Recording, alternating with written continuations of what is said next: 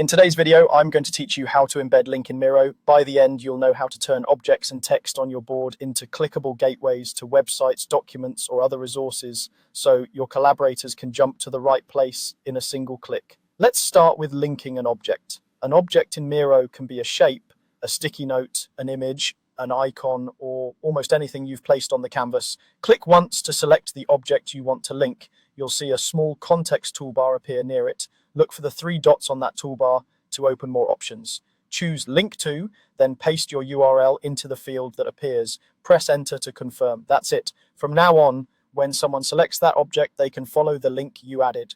If you prefer using the keyboard, select the object and press Ctrl+K on Windows or CMD+K on Mac. Paste the URL, confirm, and you're done. This shortcut is great for speeding up your workflow when you're linking multiple items in a row. Next, let's link text. Add or select a text box, then highlight the exact text you want to make clickable. A text toolbar appears just above or near the text. Click the link icon on that toolbar, paste the URL, and confirm.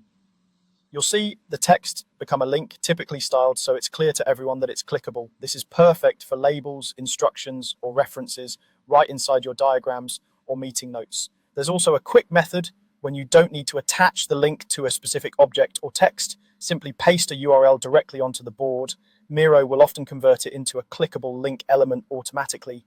This is handy for dropping references on the canvas while you're brainstorming or collecting resources. A few tips to keep everything smooth and clear. Use full URLs, including HTTPS, so links work reliably. Keep your naming or text around links descriptive, so teammates know what they're opening. After adding a link, it's a good idea to click it once to verify that it goes where you expect.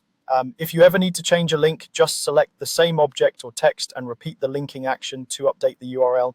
And that's all you need to embed links in Miro, linking objects, linking text, and the quick paste method. Practice these approaches on your next board to make your content more interactive and easier to navigate.